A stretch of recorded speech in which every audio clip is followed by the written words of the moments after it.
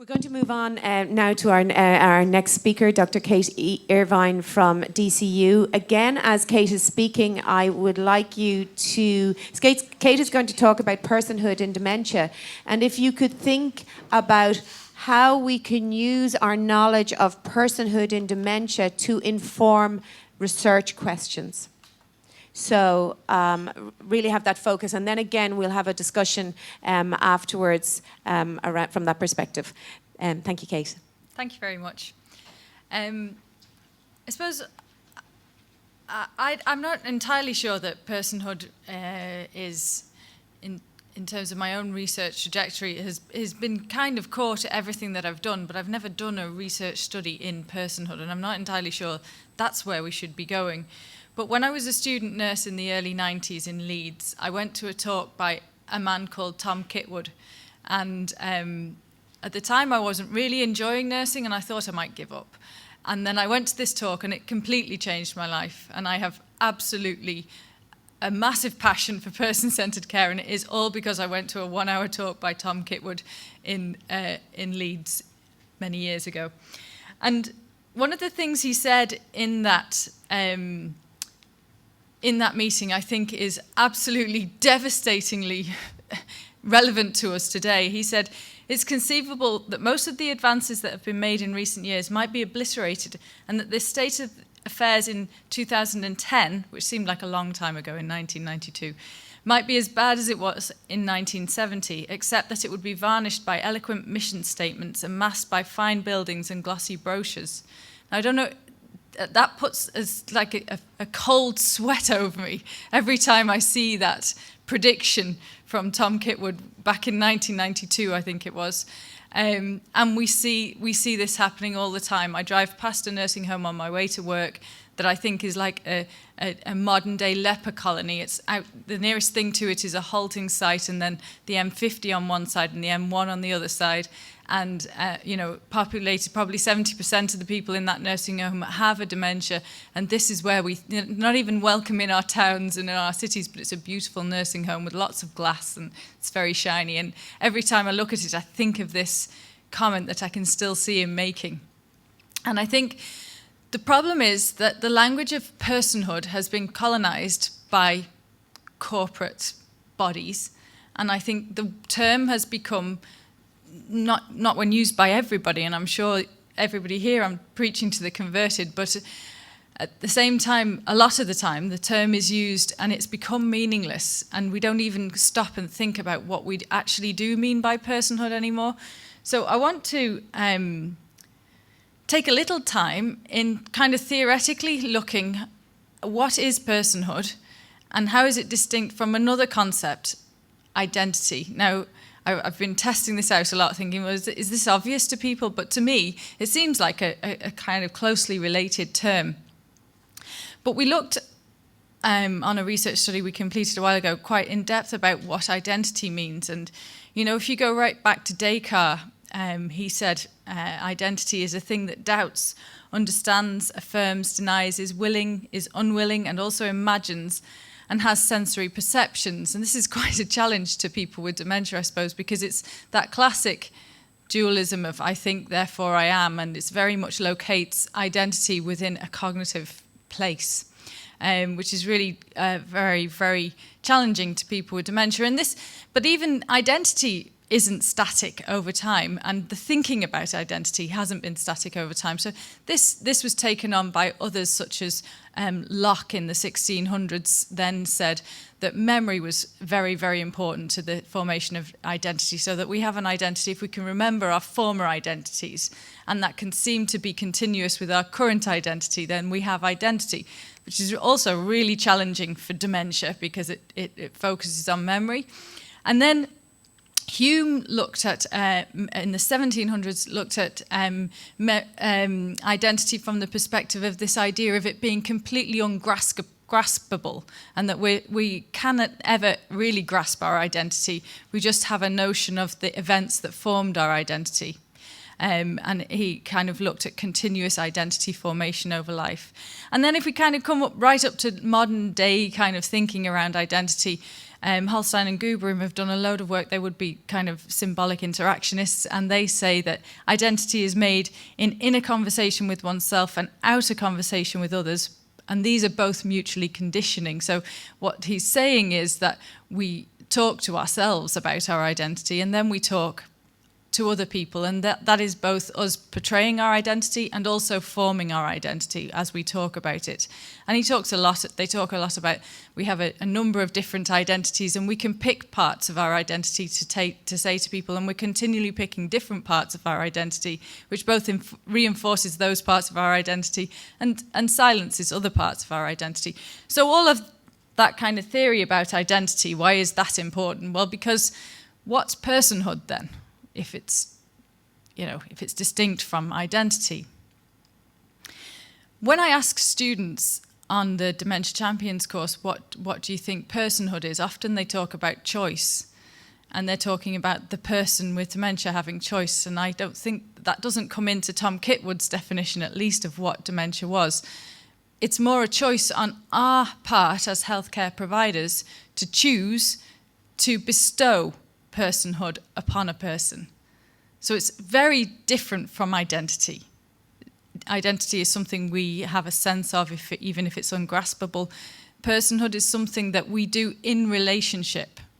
So it's not an internal thing, it's an interactive thing. So I suppose from Hallstein, his symbolic interactionist look at identity, it's getting similar towards a concept of personhood, which is completely relational. So personhood is a standing or status that is bestowed upon one human being by others in the context of relationship and social being. It implies recognition, respect, and trust.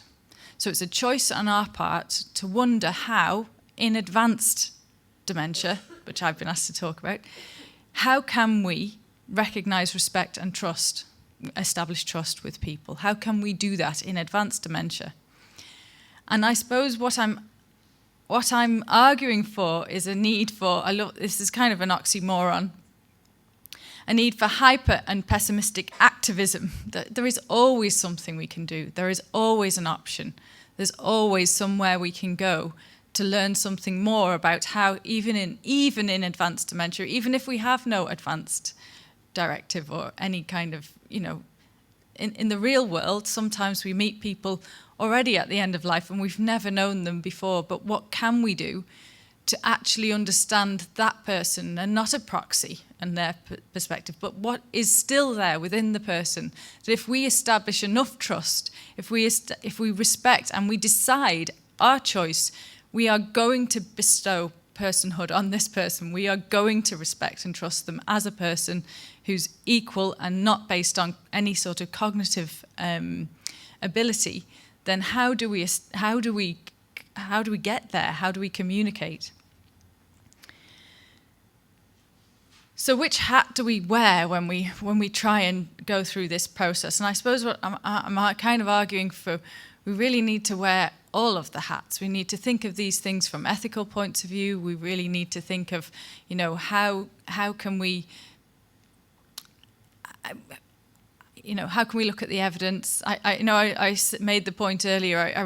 I'm very, very unsettled, and in the light of the last speaker, it definitely sounds. I often say that I sound like I'm swearing in church because, I'm very unsettled by the prominence of evidence-based practice in healthcare education, and I think that it's very often at the expense of understanding ethics and values, and my values, your values, their values, professional values, personal values, and how those interact to make us actually be able to have the skills to respect, establish trust. And I think this is a problematic, but nonetheless, we do need evidence. And I wanted to kind of talk to you a little bit about one study that I've been, there's 4 publications written on this study called the Care Aware Study, and it's based on people, a fairly large sample of people who have advanced dementia.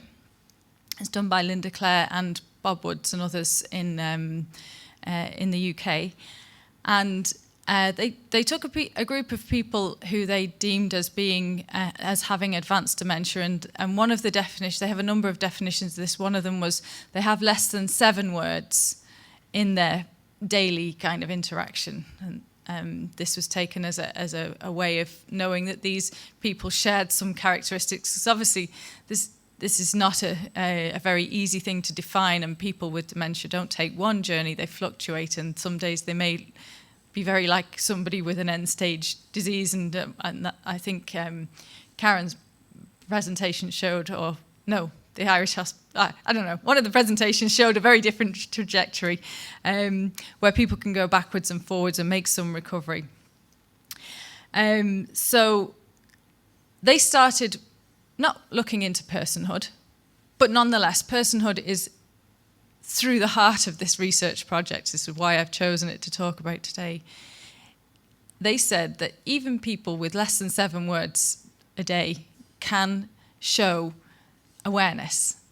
And they said, and care assistants with very little training to care for people with dementia can show awareness of that awareness. They can understand that. We can understand it. Anyone can, if we look hard enough.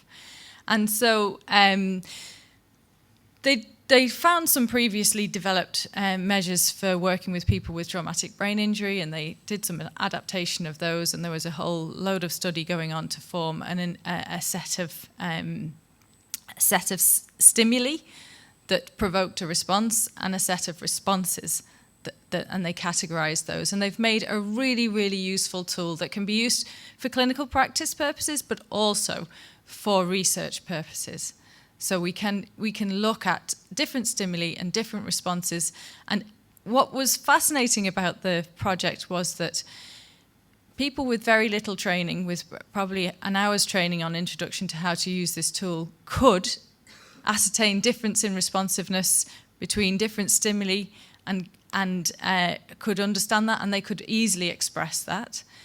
They could see differences between different individuals in terms of the constellation of different stimuli and different responses that those people had, and those were kind of stable over time. I thought that was interesting. So understanding the responses from that minutiae does give you the best possible window I've ever seen into what might be going on for a person when they can no longer speak and tell us of what's going on for them. And another really interesting finding from the research was that relatives, when this process had been going on, relatives thought that the quality of care and the well-being and quality of life of the person with dementia was better when care assistants paid all this minute attention to what stimuli and what response was happening as part of the study. And so I think that this is a study that it's not about personhood, but personhood is so central to it. And I think that if we can move the discussion towards ways in which we can really embrace a deep thought about personhood in the studies that we do, and not just lip service to it, because it has become a watchword for good care, or a good research study will have to mention the word personhood, and then it does become meaningless. And it's upon us that we make sure that doesn't happen as researchers, that we deeply think through what personhood might mean, and not just when it's easy at the beginning in the early stages of MCI or early memory problems, but as Emma was saying, later on in dementia when it is harder. But we can't say it's too hard and therefore we won't bother doing it. We have to work things out. And I think, we have to change the goalposts of what we expect from people with dementia in terms of being able to tell us what's going on for them. And we have to say that this is still useful and it's a starting point. And what else could we find out? Because previous to this, we didn't know what could be communicated in any sort of systematic way that would help us do research in this area. So I found this piece of research completely inspirational in terms of really keeping personhood or person-centered care at the heart of what it is that we do. And I suppose I'm ahead of time. I'm so nervous that I would go over. I've finished. So I suppose, but it gives us more time for discussion. So I'd really like to say, you know, can we thought of a lot of really fascinating studies in the last session. Can we think of some more really fascinating studies that will somehow hold personhood really at the centre of them without maybe mentioning the word?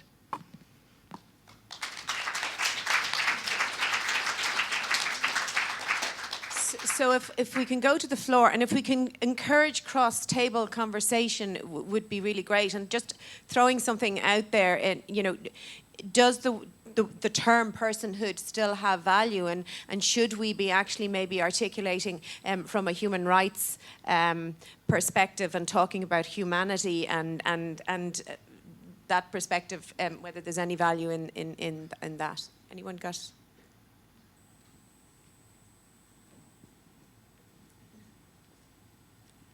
Sorry, I think I'm going to ignore that question and talk about something else. Yeah, I think one of the things I'd say about this speaker and the speaker before that brings them both together is that if the researchers are not coming from medical humanities and sociology as well as medicine and law and other places, then we will keep asking the same scientific-driven questions. So important for me would be one of the core things I'd say is that research teams have to have a broad range of people, and otherwise they will keep missing out on the less instrumentally driven questions. They will focus on medically driven and scientific solutions. They will look to technology to support a view of dementia and dementia care which focuses on individuals. So they will generate robots and smartphones and all the rest for individuals, not for a social and a family and a group of people who are involved in the care of people. So I think from the get-go, that's where we're going to get a broader understanding. And the second thing I'd say about it all is, why are we doing research? What is the research for? Because while it can promote individual scientists and promote individual universities, if we're not listening to very, very clear statements that have already been made today, which is dementia patients are ignored, their carers are ignored, nobody's listening to them, then our interest in dementia patients and dementia carers will only be, we need to tick the box of having the population of dementia people involved in our research. They would become fodder for research. So the significant things I think that are being said is that in Ireland today, there is an absence of voice. There is a culture of paternalism. There is a focus on science, and there is an ignoring of the people who are most at stake here or at risk here. And the research that we need to do is to capture that, to articulate that, to make that quite clear that there are the nursing homes where personhood is on the brochure but not in the practice. So we're far from clinical trials. We're closer to observation. We're closer to just capturing the state of basic information of what's going on. Thank you. So is there a value in a research study that actually does evaluate that looks at the difference between what's on the brochure and what's actually happening in the nursing home? Is that something that could be explored, or if other people have other ideas? Hi, I'd like to see, I'm a nursing background, even though I'm here with Dream, a means of measuring the things that are happening in life for people with dementia at advanced stages that improve their quality of life. From a nursing background, there is no reward or punishment, for that matter, or for not enhancing personhood. So if we talked about, Mervyn talked about incentivizing for GPs, you know, there is no reward there for staff to enhance the personhood of somebody. There is punishment and there are tools that go around people's weight and pressure sores, but from that aspect of care, there is nothing. So well, can we measure it? There's huge value in there is a carrot for doing person-centered care, because every single study that looks at developing person-centered care, one of the research findings is that the staff, be they nurses or care assistants, feel huge job satisfaction from doing care this kind of way. So there is a reward, but it's not financial, and it's not and when I'm talking about education around that it's skewed, I'm thinking again, we have to think of person-centered care not outside of the context, which is healthcare, with risk aversion and all that brings, and the absolute conflict between this idea of risk assessment and person-centered care. And they don't have to dwell in separate rooms, but at the moment they do. And because we just say this sanitized person-centered care, and then in the same sentence we talk about risk assessment, we aren't really engaging with the complexities around that. I'd like to see some kind of research study that looks at risk-benefit analysis in this area. We're not engaging with the complexities of how person-centered care sticks it to us as healthcare providers, and the challenges that actually are there. We need to speak them, and we need to speak them. And I do think the point about needing sociologists are you a sociologist? A philosopher. You see, so there's a political point there as well, isn't there, really? But notwithstanding that, I do think that there's a need for we need to join other philosophical and sociological traditions in the research. We need to have those people named. Hi there. Hope Davidson is my name, and I'm doing research. What I want to do is create a legal framework for personhood. So I'm very interested in what you're saying about Tom Kitwood, and it actually forms the basis of my doctoral research at the moment. And one of the things I've done is I've looked at how we treat other incapacitated persons, say children, for instance, and in the way we give children personhood is through the mechanism of an assent. So in legal terms, when we say to somebody with dementia, you either have capacity or you don't, I'm looking to create a third mechanism whereby if you're not capacitated, your view is still legally protected with an assent mechanism. And I'm hoping that that may drive a protection of the personhood in a legal sense. So I suppose I tap into what Joan's saying there, that I think humanities have a lot to offer, science and health, and coming together and perhaps looking at it from a different angle. And this is something that the European Court of Human Rights has addressed and said we need to look beyond capacity. We need to look at the person, voluntariness, understanding. We need to legally protect that. So that's a debate that's very live at the moment in law, and I'm hoping obviously to apply that to dementia. So just giving you a flavour there.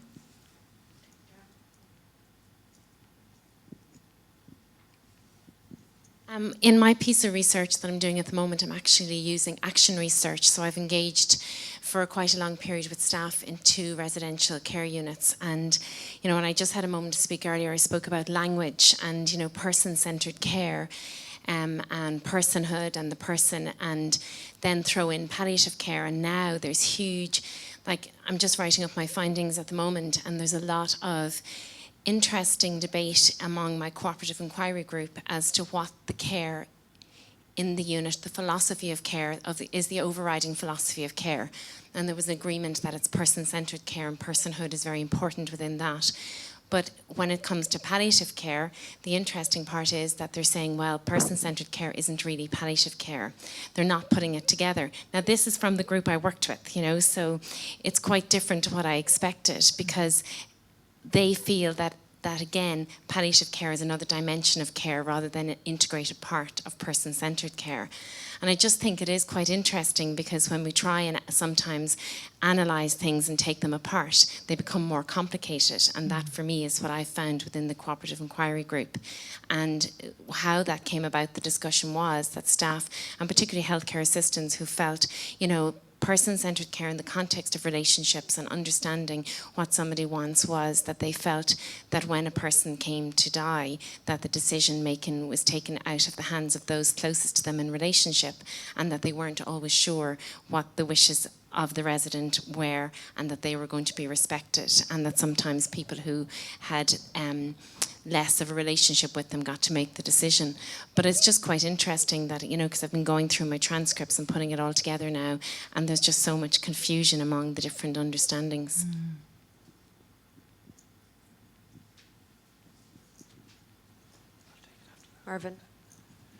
Mervyn? Oh yeah, okay, thanks.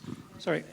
Hi, my name is Alice Coffey. I'm a gerontological nurse first and foremost, but a researcher in UCC involved in research on palliative care, dementia, and I've been working recently with a number of people from countries across Europe, 26 countries actually in Europe, and they come from different perspectives, from humanities, from social science, from philosophy, from psychology, and from nursing and medicine. And the one thing that we started out putting together a core set of competencies for people. And the one phrase we've used from the very beginning is that we're working with older people, not caring for. And that's a big, I suppose it's a thinking, a difference in thinking for some of the people involved, because it was all about caring when we came into our discussions about putting competencies together. What do we need to know to actually work with older people? And it's all about inclusiveness. The language is very different, and it's not about finding out what people want for their care, and even using words like patient, which was mentioned earlier, which we don't use, and sometimes even just removing ourselves from people and calling them residents sometimes can make it very, you know, your language has to be important. And using personhood has been bandied about now so much, and you're absolutely right, putting into the glossy brochures and all that. We're all happy that we're using personhood, but are we actually listening? I was at a conference yesterday where the question was asked by several speakers from all sorts of disciplines. Are we listening to what the person, that person at this time is saying to me? And you're absolutely right by saying a care assistant or a care attendant or a member of the public can sometimes be more attuned to what that person is saying at this time to me than the professional or the one who has done most of the education in gerontology. So I agree with you there. So I just think we have to come back to our language as well and think about what we're going to do in research in order to listen to the person and maybe my needs, my requirements, what I want when I am older, and not just, and maybe not being able to express what I need. And I agree with you, Mervyn, as well, very, very deeply agree with you that there are lots of different vested interests in what happens to people at end of life, and some of them are not very positive. So I agree with you there too, and it's something we need to look at very clearly. I think Thank you. Your comment also speaks to the thing that Sabina said at the end, and maybe personhood is a language that has been colonised that we shouldn't be talking about anymore, and maybe we do need to move towards. And there's been critique of Tom Kitwood's work in terms of, you know, there are other consumer groups. Mental health is one where they've moved into this idea of recovery. And Tom Kitwood himself talked about rementia, which gets forgotten when anybody talks about Tom Kitwood these days because it's a really unpopular kind of idea now. But at the same time, you know, there are ideas in other movements, other social movements that are based in human rights, such as the mental health recovery model, that concords perfectly with person-centered care, but moves the language forwards. And maybe that is a way we should move. We're going to move on to another question, but I do, from personal experience, want to respond to your comment about language. Language is hugely important. I pick people up on language all the time. However, Action matters. And if your mother lives in a nursing home and they call her a resident and put her in incontinence wear when she's fully continent and leave her soiled and refuse to change her, it really doesn't matter a damn whether you call her a patient or a resident. Your action is what matters, and that's not speaking to her personhood, nor is it speaking to her personhood if you chemically restrain her for walking up and down a corridor because it facilitates and suits you as a care person. So I think we can talk about all these really, really nice things, but what can we do in research to improve end of life for the individual? How can we enhance that person's end of life story? Sorry, a bit of a personal passion there. I think it's always great when the chair intervenes with a bit of passion. I'm going to frame my comments in a very simple way, I hope, and just bear with me. We currently, I'm aware that the focus is on end of life and care and the quality of that, and I don't want to set a division between quality of life and end of life, quality end of life care, and I know there's a continuum, but nevertheless I just want to raise an issue about quality of life. We currently are spending 1 billion in round terms on the population of Sligo, which is about 20,000, 22,000 people. And many of those are going to have dementia. And in fact, the average life expectancy of people who are in nursing homes is just now less than 2 years. I think it's about 1.9 years. Now, just take that. It's in the context of your research funding and all of this framing, 1 billion on the town of Sligo, the funding for that is purchased, in parentheses, by a National Treatment Purchase Fund, which is an agency of the state under the HSE, which negotiates, parentheses, about quality of care and the price. It is essentially bed and board. Now, just to deal with some basics, before we get involved in too much very detailed, highfalutin talk and research, the fact of the matter is we know damn all about the quality of life other than reading about the HICWA reports and the stories we hear back from each other about our relatives. And in my own case, from our network of volunteers around the country. So there's a hugely big issue. There's a big, the BHAG, the big, hairy, audacious goal out there.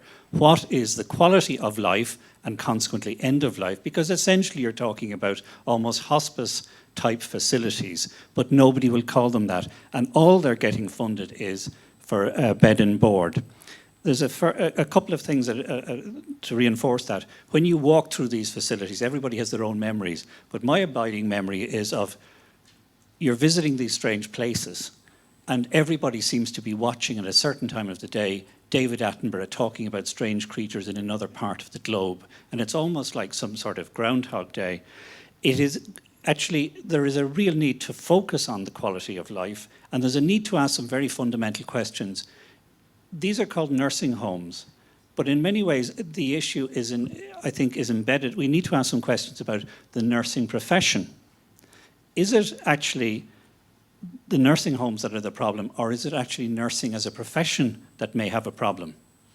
I just make this point, and I'm sorry to provoke.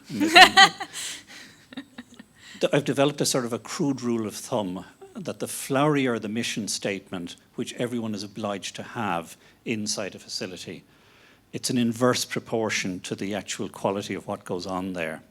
And I think this is the danger of this constant corporate language which is developed where everybody is so person-centered they will bore you to death.